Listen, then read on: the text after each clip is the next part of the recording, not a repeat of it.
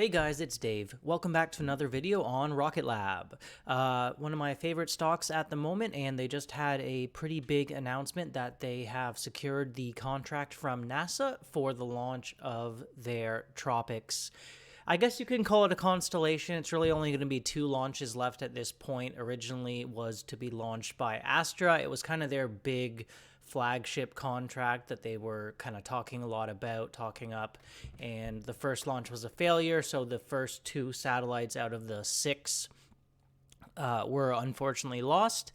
And yeah, that was kind of the beginning of the end for Astra's launch vehicle 3.3. But Astra's loss is Rocket Lab's gain, and we're picking up the 2 launches for the remaining 4 Tropics CubeSats. So I just wanted to talk a little bit about what Tropics is and what the implications are for Rocket Lab. I think it's great news for the company. I just wanted to go over that with you guys in a bit more detail.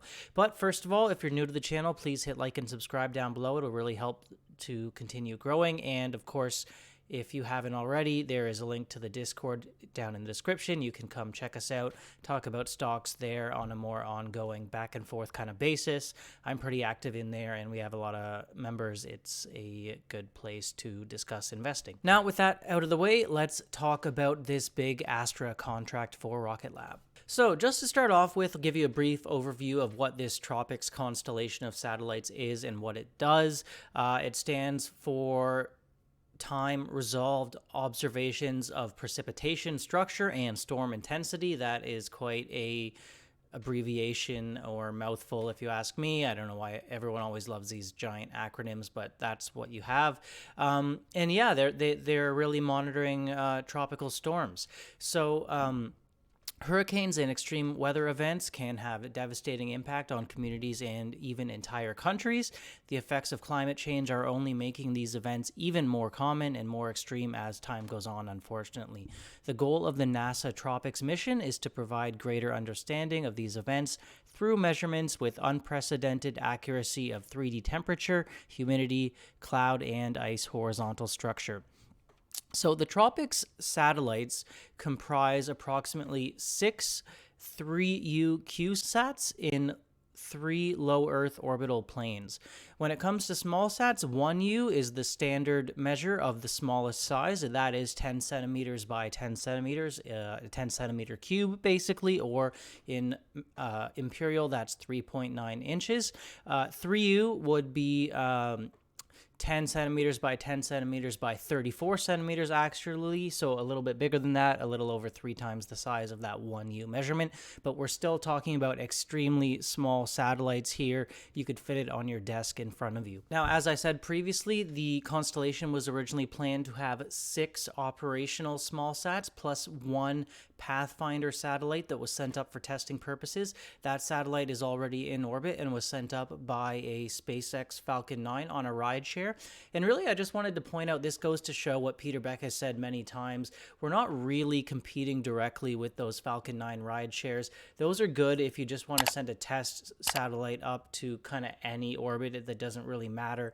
But when you need to send a satellite to a specific orbital plane, a specific location, you can't really do that with a rideshare, so you need to get these dedicated launchers, and that's where Electron comes in. So that satellite did go up successfully on the Falcon 9, and once they tested that it was successful, now we need a dedicated launcher like Electron to put these remaining satellites into the specific orbit that is required. This Tropics contract was actually a very big deal for Astra.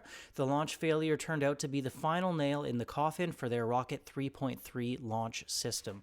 The company attempted to launch the first 2 satellites back on June 12th of 2022, but when the upper stage engine shut down prematurely, the satellites failed to reach their intended orbit. It was definitely a very dark day for all Astra shareholders and the company themselves, as well as CEO Chris Kemp. Okay, so with all that background out of the way, the big question is, what does this contract mean for Rocket Lab? How big of a deal is it? And what are the implications for the future?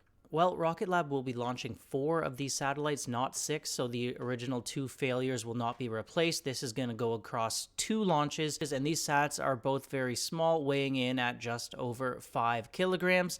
When you realize that Electron is capable of launching 300 kilograms to low Earth orbit, so we're only using a little over 1/30th of the launch that the vehicle is capable of sending to low Earth orbit. However, I have heard that this orbital inclination and the specific orbit is actually quite difficult to get to. It will help launching out of Wallops, Virginia, as opposed to New Zealand, but I'm not an expert on orbital mechanics and various Earth orbits. And there was a lot of discussion, a lot of speculation when Astra failed in their launch, and it became apparent that NASA was going to need to find a new launcher, that perhaps Virgin Orbit would be the way to go for this launch with their Launcher 1 rocket. However, I'm very glad to see that Rocket Lab has secured this launch. From the release, there is some information here I just want to highlight. We have Rocket Lab will launch the 4 satellites on a pair of Electron boosters no earlier than May 2023. The satellites will provide valuable data during the 2023 Atlanta hurricane season that begins on June 1st. These will be dedicated missions. So it's nice to know they're dedicated and not rideshare missions. That'll bring in more revenue and be easier from a scheduling point of view. Also, I really wanted to highlight this June date that NASA mentioned in the press briefing, because if it's true that they really need to get these satellites out for next year's hurricane season, then that means we'll definitely be seeing these 2 launches next year, probably even in the first half of next year. And we all know how difficult it is playing that scheduling whack-a-mole with these launches and customers not being ready, getting pushed back. So having these 2 payloads definitely ready to go next year will be a big help to the launch manifest. Also, we heard in the previous earnings call that Rocket Lab said they were going to have about 14 launches next year, and that was before this announcement took place. So we have 2 possibilities here. Perhaps they have 14 launches ready, not including these 2, and now that we've had this contract announced, we're looking at 16 launches next year.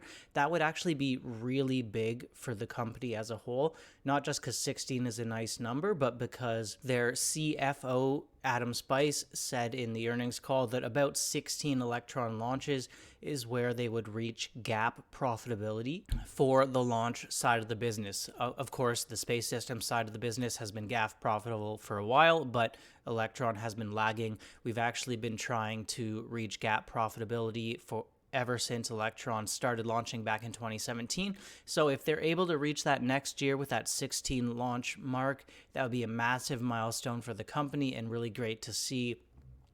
And as we push even higher for the launch manifest the following year's 2024 launches, the gross profits would just get higher and higher. Also, this doesn't even include reusability, so if we do get some reused boosters next year, that GAAP profitable number could be even higher, resulting in an even better bottom line for us investors. Of course, the other possibility is that when they were doing that earnings call, they already knew this Tropics contract was coming, and they were including that in the 14 launches for next year. If that is the case, that'd be a little disappointing, so we would still be getting our 14 launches, but we might not quite hit that GAAP profitability mark. We'll have to follow up on future earnings calls and find out if they change their guidance for next year or not, but either way, it's definitely an exciting event for the company. Nice thing about these NASA contracts is NASA always pays their bills on time. Unlike some of these private companies, they can be a little late to pay, and that's always great for the bottom line for Rocket Lab, as well as an extremely high profile mission, and it really shows that NASA has a ton of faith in Rocket Lab. They really need these 2 launches to go perfectly. After having that failure for the first 2 satellites, they can't afford any more satellites to fail. 4 is really the minimum to have this constellation working properly for NASA. And I really think it just goes to show that every contract they get from NASA, every contract they complete successfully for NASA, the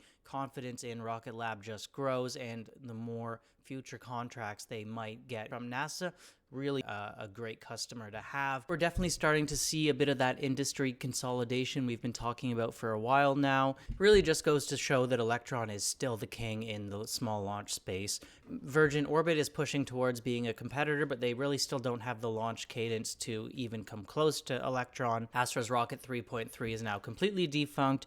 Rocket 4.0, who knows when that will be launching. So the field is looking really good for Electron for the next several years. Exciting to see. Let me know what you think of this news down in the comments below. Are you surprised to see that Rocket Lab got this contract? Have you been expecting it ever since we saw that Astra was unable to deliver? And who do you think is the biggest upcoming competitor for Electron in the future? Could it be Firefly? Could it be Relativity? Let me know down in the comments below. If you enjoyed this video, please do consider hitting like and subscribe. I come back with new investing content on the regular, and I really do appreciate every single one of you who watched to the end. I hope you have a great week. I hope you enjoyed this video, and I'll see you guys next time.